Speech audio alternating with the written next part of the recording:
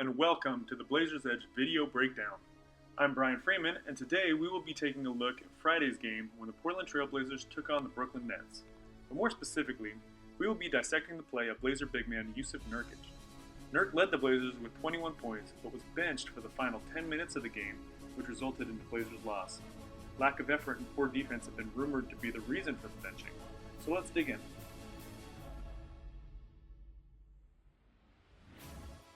Here we see one of Nurk's most impressive plays of the game. The roll-off of the Lillard handoff doesn't actually give Nurk much of an advantage. By the time he catches the ball, Mozgov is in decent defensive position there. But Nurk goes right at him anyway, attacking off 2 feet, making a powerful yet finesse finish at the rim. That's a play not all NBA big men can make. Look here at the imbalance on the court for the Blazers as CJ tries to work his ISO. Napier, Nurk, and Harkless can be guarded by 2 players, leaving CJ no room to operate. Nurk has a good enough court awareness to notice the poor spacing and immediately goes to the corner to rebalance the court. Now, if Nurk's defender helps to stop CJ, Nurk provides an outlet. That's exactly what happens here, and the big fella knocks down the open jumper. That ability to read the court like that is not common for a 23-year-old. Another pick and roll with Dame and Nurk here. Nurk is just too talented. I mean, look at the spin move. Even on the left side, Nurk will use his right hand every chance he can get down low.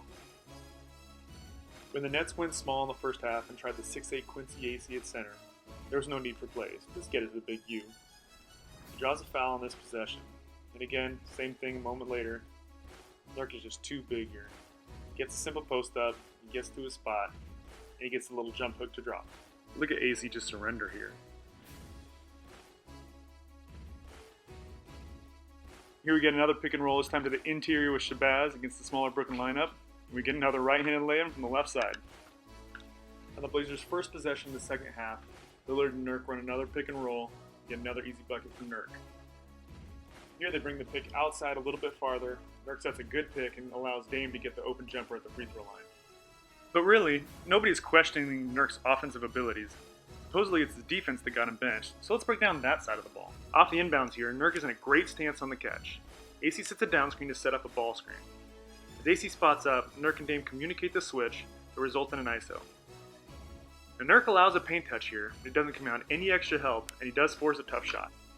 Here we see Nurk matched up on Allen Crabbe. Look at that defensive stance, it's terrific.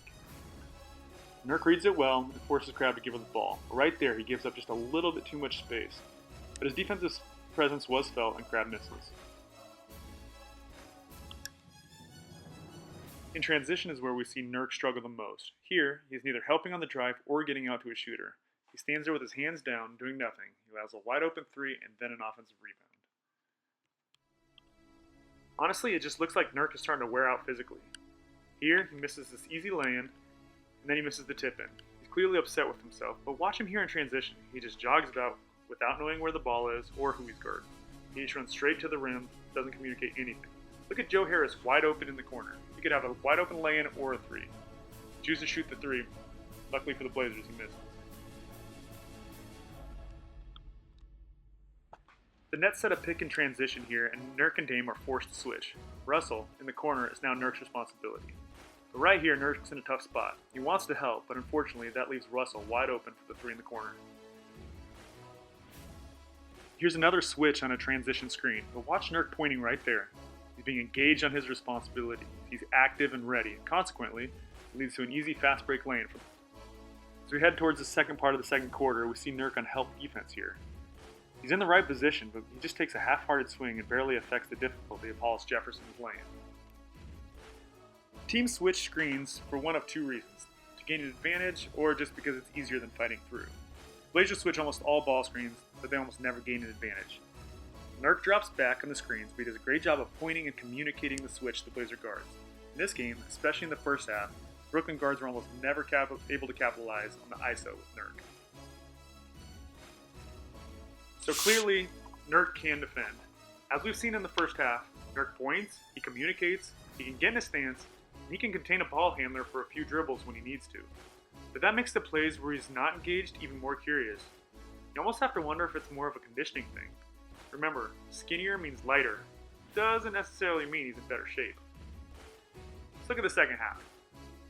Very first possession of the second half, the Nets go to Timothy Mozgov, who gets in the lane, seals Nurk, and hits a little floater.